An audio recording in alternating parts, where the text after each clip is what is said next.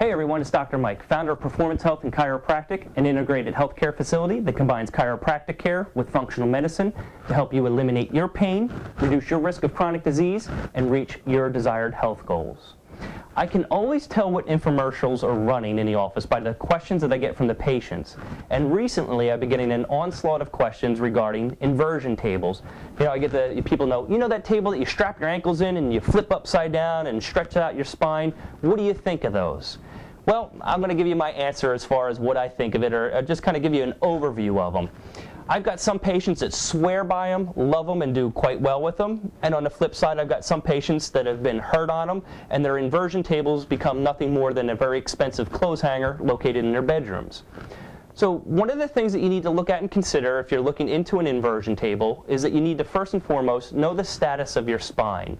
And what I mean by that is, do you have a youthful, flexible spine, or do you have an aged arthritic type spine?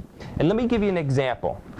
If I had some rubber bands, and if I had a rubber band and I just took it out of the packet and I could stretch it and it's nice and pliable, I can stretch it, no problems with it, and it resumes its natural position and all is good. If I have the same rubber band and I put it on a window ledge and let it sit in the sun, the rubber band will begin to dry rot. Now if I take it and I try to stretch it, I might do okay, but then all of a sudden it breaks. Similar scenario can happen to your spine. And that's what I'm referring to when I say you need to know the quality of your spine. Do you have nice healthy discs? Are your ligaments pliable? Do you have good range of motion within your joints?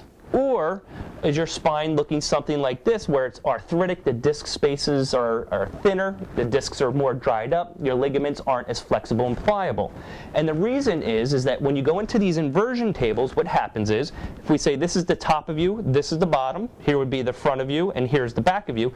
When you go backwards on these inversion tables and your feet are strapped in, what happens is your spine goes upside down, these discs begin to separate. And when you go into this area, it helps reduce pressure on the disc and also reduces pressure on your nerve roots, which can feel quite fantastic.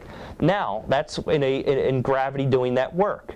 When you go and you flip back up, again, gravity is now taking its toll, your spine is coming back together, and this is where you may start to notice some problems, because after you overstretch and compromise those discs, especially if you have the arthritic spine, you may injure the disc, cause further bulging or even maybe herniation of it, or you could irritate the surrounding ligament structures in that area.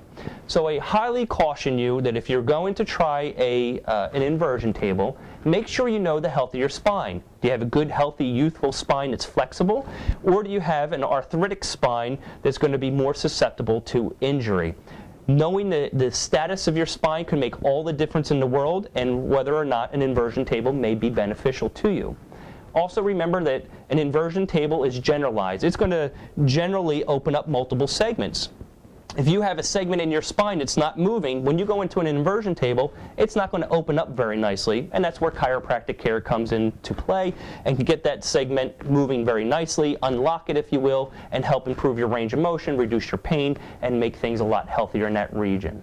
So if you're going to look into and explore an inversion table, know the status of your spine. I recommend it if you know a friend or family member that has one. Maybe go over to their place after you found out the status of your spine and see how it works for you, because as I said, the last thing you want is to injure yourself or to create an expensive clothes hanger. So that's my take on inversion tables. I hope that information served you. If you would just leave some comments below, I'd appreciate it. And until we meet again, remember to eat well, move often, and stay healthy.